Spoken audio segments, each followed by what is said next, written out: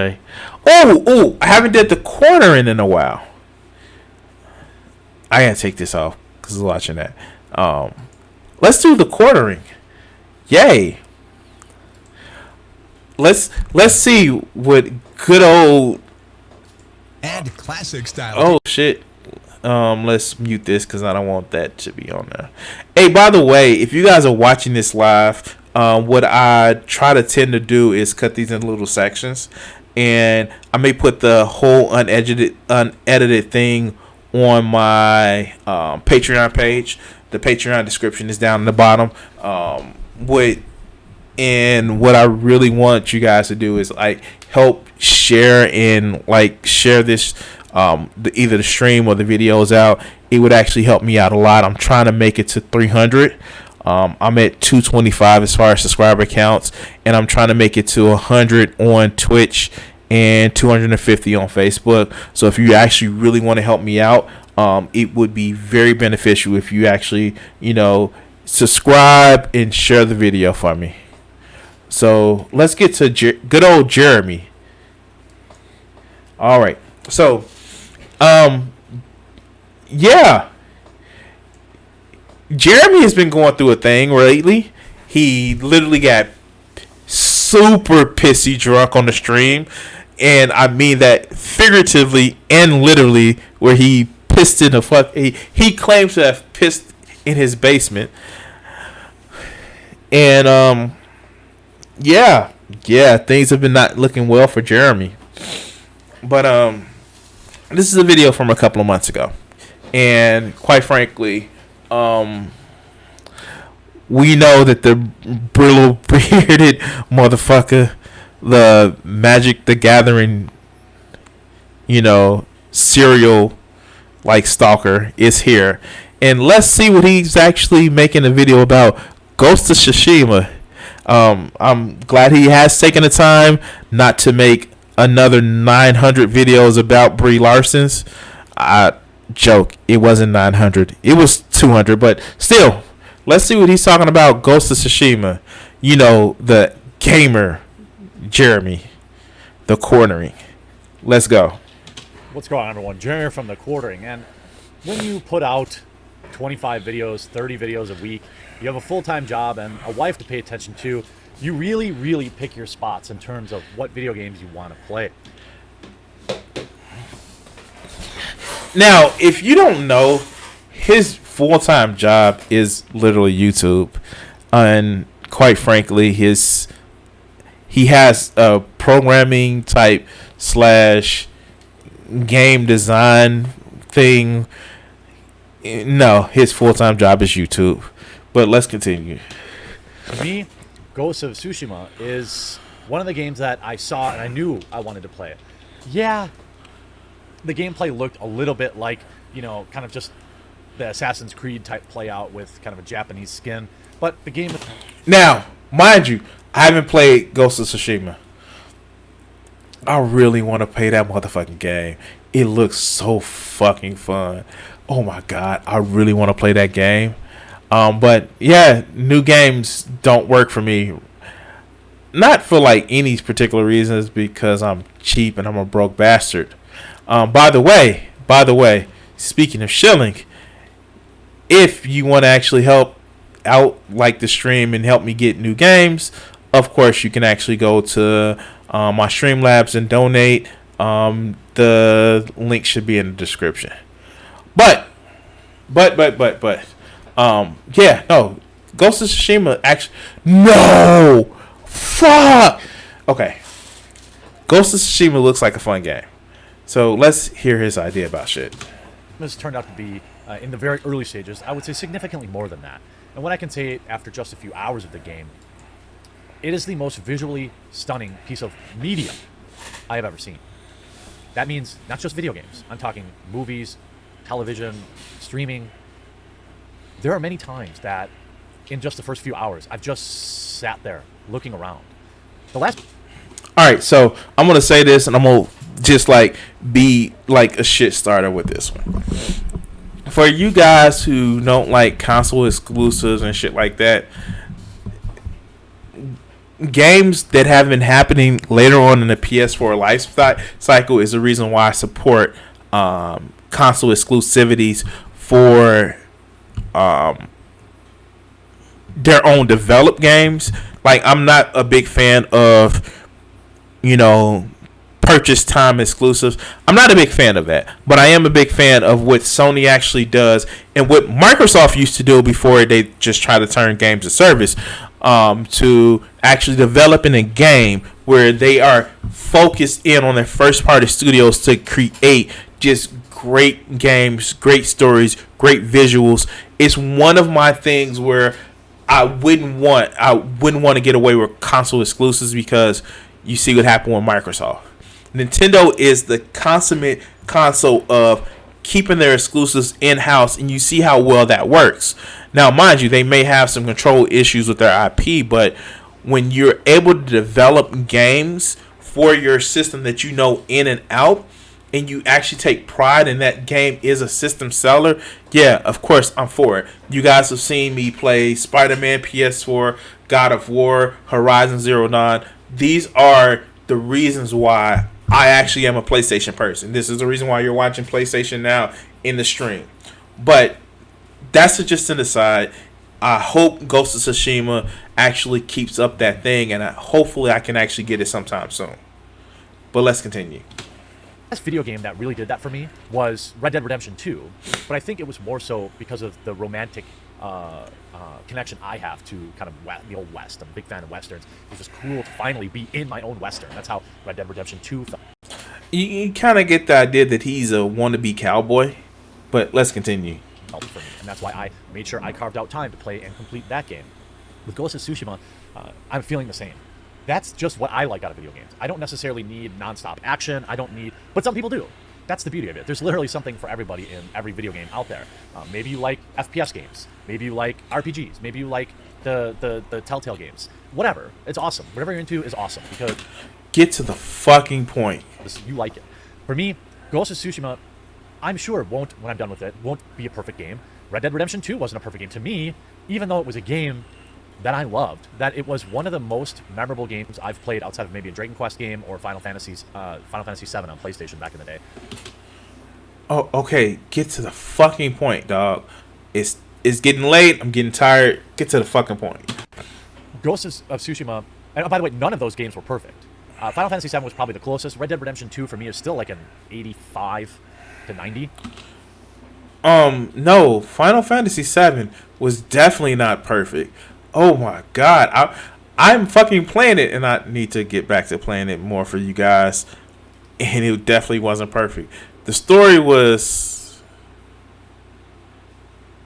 the story was okay, but the way they characterized the characters in the story actually made it awesome. And the little twist in the middle, was actually, well, they actually had several twists about who Cloud was, what happened with Aerith, and all that other good shit. So much so, they were able to sell a remake on the Final Fantasy, which totally fucked up the story, but let's continue. The mechanics were old, the gameplay engine was old, but the story was amazing. If I had to rate Red Dead Redemption 2, I'd give it like probably an 85. But it's still, to me, one of my all-time favorite games. Ghost of Tsushima is being praised by Japanese critics. This via Kotaku Australia. Often when foreigners bring Japan to life, they don't quite hit their mark. Sometimes their vision of the country is eye-rollingly egregious, but sometimes they portray it in a way that even the Japanese praise. According to early reviews in Japan, Ghost of Tsushima is an example of the former. A handful of the biggest print publications and sites have posted their reviews, all giving their seal of approval with the game's depiction at the Kamakura era, or depiction of the Kamakura era, which is from 1185 to 1333. Honestly, though, okay, yeah, dude. Okay, we know Sony. Sony actually takes its time and takes the effort in their games and in their development process to actually try to figure out certain things. And that's all the first party studios with Sony.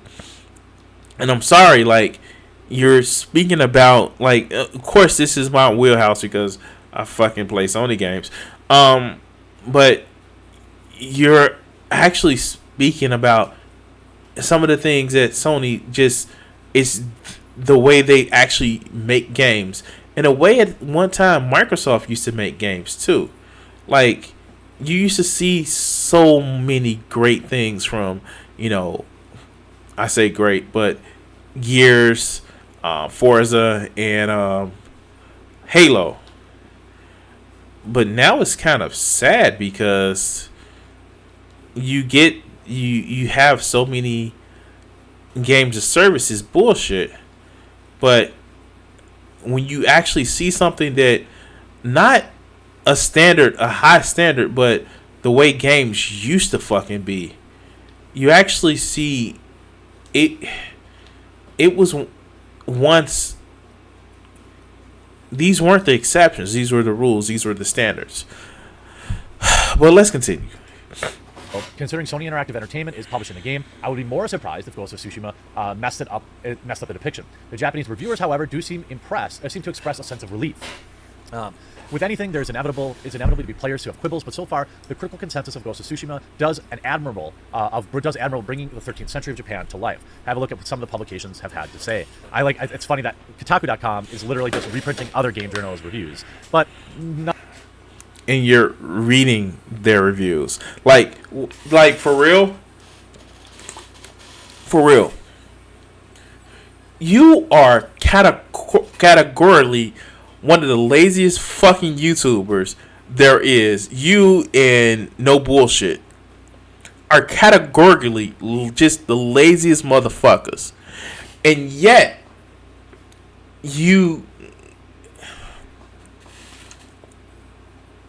I'm not even gonna be that way. I'm not.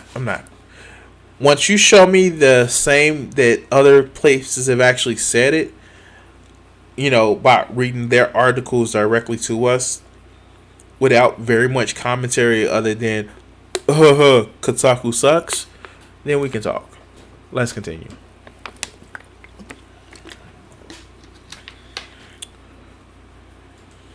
Nonetheless, look at Famitsu. Weekly, Famitsu gave Ghost of Tsushima a perfect score. This is only the third time a Western game has gotten a perfect score, with Ghost taking place alongside Elder Scrolls V and Grand Theft Auto V. Like other reviewers, Famitsu found nothing odd or off-putting about the game's depiction of Japan. In fact, one of the subheadings in the Famitsu review is, quote, "There is no sense of discomfort in the foreign-made Japanese world. Because foreigners so often get their depictions of Japan wrong, whether it's on the big or small stuff, Japanese players rightly have concerns that Ghost of Tsushima would be no exception. According to Famitsu, it is." As it notes, when people outside Japan depict their culture, they tend to pepper their creations with strange incorrect language and mix Japanese culture with Korean and Chinese culture, collapsing. It's almost as if you take some time to study a culture, you kind of get it right. I don't see what the problem here is, Jeremy. And what was the title of this again?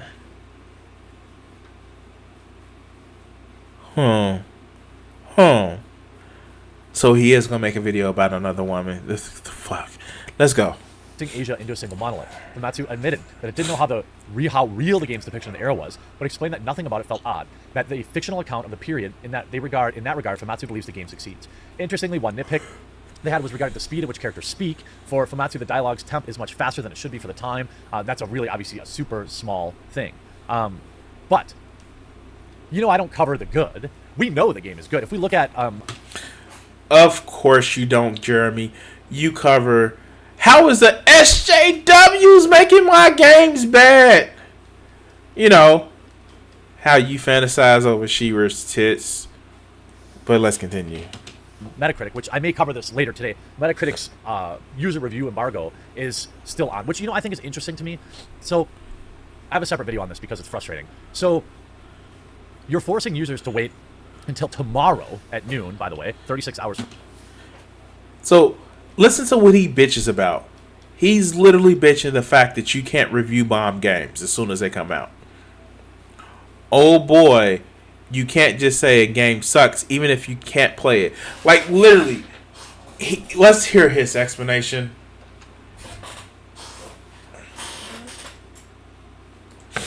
From release, I believe it is, to leave a review. But there's absolutely no delaying critics. You have no idea. So the nexus of this, the idea here is that if you make players wait 36 hours, then they will have played the game. It literally says, please spend some time playing the game. Come back and start reviewing on July 19th. Well, how do you know the critics put any time into it? You don't. They could just, there are reviews from critics who've never put a minute into the game. Gary. Okay, Jeremy. Not everybody is lazy as you are, dog. if they are a critic that actually has played the game. Yes, maybe their ideas of the game is colored by the limited amount of time, but let's be honest, the review bombing that is done by most of these people that want to review bomb a game is not because they played the game. It's some SJW attempt, or it's the gaming attempt to hurt gaming in some kind of way to a point where you can't enjoy your games. But like you said, you never really talk about the good stuff. You always talking about the bad. But there are also reviews from players who never put it into the game. Also guaranteed. You have 84 positive and 10 mixed. Not a lot to complain about there. Now, they don't have the amount, the raw sheer numbers of perfect 100 out of 100s that The Last of Us 2 had, but it does have its fair share from Gaming Age. We got this covered. How in the heck are they on this site? We got this covered. Oh my god. ZTGD, Screen Rant, okay, Daily Stars, and none of these video, no big outlets. Wait, Screen Rant is a big outlet. Wait, what the fuck? Of course, IGN wouldn't be on the Metacritic because News Alert, they have their own reviewing site, and maybe they are on the Metacritic site, but like IGN isn't. Like Screen Rants, dog, they are literally a big publication. But let's continue. Dark Station, Video Chums. Then we get down to Game Informer, Destructoid. If we look at the big outlets, they've gone away from giving positive or negative scores. And generally when I look at a game, I'm more interested in the middling reviews, ones that don't think a game is perfect by any means, because I don't believe that there is a perfect game out there, other than maybe Fester's Quest. But you see like people like the Washington Post and Level Up and Power... Wait. Did he say Fester's Quest? The NES Addams Family game, Fester's Quest, about a bald, middling potato sack of a man actually doing quest after quest, and it is incredibly hard to actually play that game, but Fester is seen as some folk hero because reasons. Yeah, I don't know why Jeremy would identify with Fester's Quest being a good game. It wasn't. Oh god, I had the motherfucker on Nintendo NES. It wasn't a fucking fun game at all. I fucking hated that game. It was a shit game. Like, literally, Fester's Quest was a shit game. And I'm sorry. Fucking hated that game. Oh, God. I like, you have no idea of how... that was like the original Back to the Future game. It was a shit game. But let's continue. Unlimited giving it 80s. Okay. But let's look at some of these. The lowest review the game got was a 60. From, let's find the biggest outlet among these. The Guardian, Telegraph. Let's look at VG247, which is a piece of garbage website, too. It has its moments. But in its opening hours, the past holds it back. The open world, the video game, is far too easy. The lack of consequence for failure makes it feel like you're just going through the motions. If you'll excuse the win-based pun, it's a breeze. While playing it, I often find my mind wandering. By the third and final act... Now, great. You're talking about... Oh, and you're 8 minutes into a 14-minute video talking about how, yes, Ghost of Tsushima and all that other great shit. But I'm waiting for that turn about how The Last of Us has anything to do factored into this shit. I just wanted it to be over. Like the Samurai, Ghost of Tsushima feels like a relic of a bygone era. Dang. You really call the game boring? I'm not bored at all. But again, different strokes for different folks. Maybe they just like terrible video games. I don't think it's a 60. That's absurd. The Guardian. Unlike Assassin's Creed, which always uses historical settings as stages for its own eccentric stories, Ghost of Tsushima sticks so closely to the tropes and storylines of classic samurai fiction that it sometimes forgets to have a personality of its own. Well, yeah, but that's why I bought the game. I bought the game because I want to experience that samurai experience. Well, then that's the thing about it is, Ghost of Tsushima did come out and actually showed how a samurai and ninja would work. It out Assassin's Creed. I don't know. Let's continue. I didn't buy the game because I wanted a samurai skin that jumps into modern day eras, modern day politics. What do you mean? Am I wrong here? Let me know if you bought Ghost of Tsushima and you thought, boy, I really hope it fakes me out. I really hope that it's not actually samurai related. And then we get, I mean, Twitter is the best. Twitter is the best. You get The Last of Us 2. This girl-on-girl relationship is too political. Ghost of Tsushima. The game is about nationalism, traditionalism, and war. Is not political. This is a common, willing misinterpretation of the people that don't like politics in their video games. Oh, yes. Yes. Yes. We got to it. It was pretty clumsily how he did it, but yes. How again is this a misinterpretation of people who don't want politics in their video games? That legitimately how that was actually shown. We don't like girl-on-girl relationships. See how people are still mad about the end of The Legend of Korra, since that's a popular topic, and how literally the idea of nationalism and identity is part of Ghost of Tsushima. I don't get it, but let's continue. It's never been that people don't want political things in their video games. It's never been that. He slipped up. It's never been that people, you want to say, have my politics in the video games. That's what it is. They don't have your politics exactly how you want them. But let's hear them out. You can't have these type of things, traditionalism. I mean, heck, the most popular game series in the world, Call of Duty, is literally about that. It's that people don't want modern day politics ham-fisted into their video games. Call of Duty is nothing but modern day politics. It's military industrial complex. It's nationalism. It's fucking espionage. It's nothing but politics, Jeremy. The fuck? And people willingly misrepresent that. See, Naughty Dog Ghost of Tsushima is a prime example of how you keep politics out of your game about national identity, nationalism, cultural tradition, and fighting back against literal genocide. I mean, could it be that, there are people... I'm just saying, could it be that some of these reviews are artificially lower because they're salty?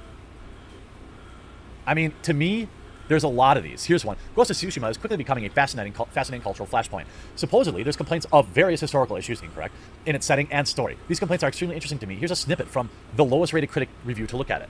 However, oh my god, it's so... Actually, yeah, there are people who did have some of the complaints, but they were able to suspend their suspension of their disbelief.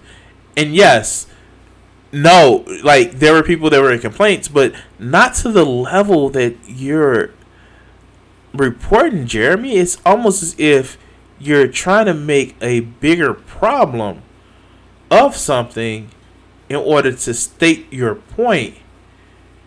It's not like you'll do that, over exaggerate or some shit, right? It's not like you'll do that ever before again. Yeah, let's continue. So perfect. It's so perfect. The Last of Us 2 is at the first sentence. However, as much as I had issues with The Last of Us 2's narrative, it was an American story told by Americans, and it had a thematic and tonal resonance as such. It was consistent and uncompromised. Ghost of Tsushima, by contrast, is a wild misfire with every narrative element it attempts, and it boils down to this. Sucker Punch decided to do a historical epic inspired by Kurosawa, and produce something that fails at both history and the pastiche of Kurosawa. But Japan doesn't agree with you. This is just another white person, Westerner. By the way, Japan, this is why I love Japan. One day Hey, the person that doesn't believe in intersectional politics,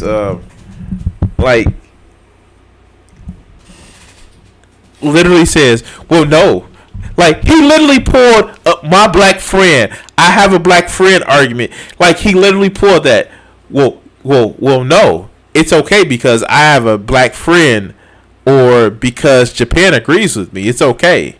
Like, literally, he just pulled I have a black friend argument. Wow, Jeremy. Wow, dog. Like, it'd be sad if you literally thought it through. But let's continue. I promise to my Japanese viewers, I know there are several, I will come visit you. Before I'm 40, I really want to go to Japan. And I want to play in your big Sega UFO Crane arcades. It's Sega. Sega. No, I'm a fool.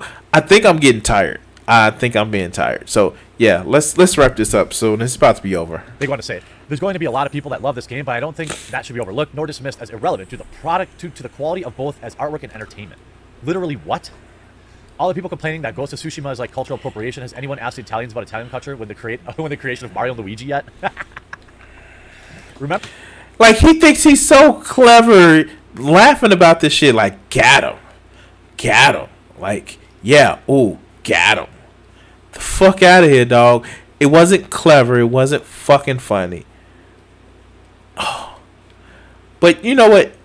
There are some people who are oversensitive about the shit. And you know what? Maybe they do need to have a idea of maybe their perceived injustice on behalf of other people. Maybe it may be wrong. But this fucker right here, no. Let's let him finish. Remember when privileged Westerners got mad on behalf of Japanese people over Ghost of Tsushima, crying that Westerners developed samurai game, whining about cultural appropriation with all that? Apparently people in Japan don't listen to Westerners that much. Exactly. Who is even the Salt of Tsushima? Nice. I mean, the game's great. Here's what my prediction is going to be. Here's my prediction for user score. My prediction for user score for Ghost of Tsushima. Actually, we should check on The Last of Us 2. Has it? Okay, like, I don't get this, like, how people are salty over The Last of Us 2, so they're mad about Ghost of Tsushima. Maybe I'm missing something. Maybe he'll break it down in the last minute of this video. Let's hear him out. Has it finally achieved a 6? I'm going to say the user score for Ghost of Tsushima is going to be close to a 9 out of 10. That's what I'm going to say. Why? Well, because, first of all, it's not divisive to a fan base, which is going to discourage a lot of like review brigading. Second of all, the game is truly beautiful. The game delivers what it promised to me, at least early on. The gameplay is decent. Obviously, if it has a terrible second or third act, maybe I'll change my mind. But right now, it's an 8.5, maybe a 9 for me. Apparently, you still can't pull up The Last of Us 2 very easily on Metacritic's website. That's fine. Oh, there we go. 5.5. Yeah, I'm going to guess that it's going to be a 9. 8.5 to 9. Let me know what you think in the comment section down below, and we'll talk to you again real soon. All right, guys. It's been a long night, and I want to thank everybody who's participated in the comments. I want to thank everybody who's watched and liked the video. Fuck. And it looks as if my gaming for the night has ended. But anyway, hold on. So many people judge strictly. I want to thank everybody who's watched, enjoyed the show tonight. And I want to thank everybody who has helped support the channel. I'm going to give me some rest because I got to go to work tomorrow. But anyway, guys, thank you for watching. And, yeah, I'm going to try to be a little bit more proactive with doing a stream every day. Anyway, guys, thank you. You guys have a good night. And what do you think that these executives are afraid you're going to do to white America?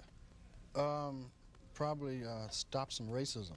Stop racism? Yeah, they're probably afraid of that because then people don't hate each other, then people start talking to each other, and then they start talking to each other, they find out who's the problem.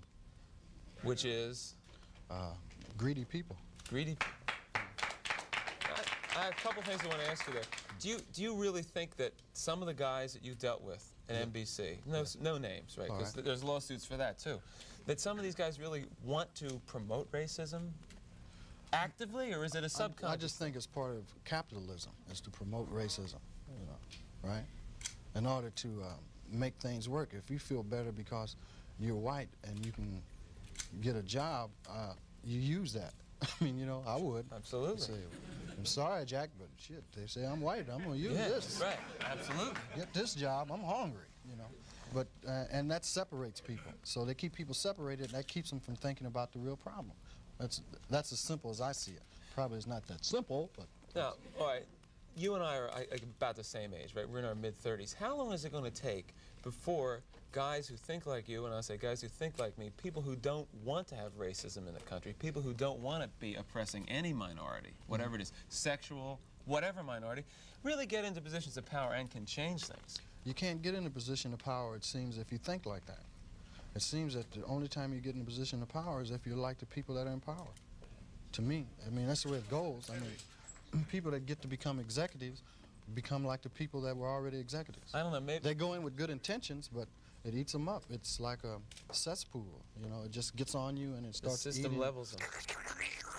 Pretty soon it's Is all that gone. what a cesspool sounds like? Yes.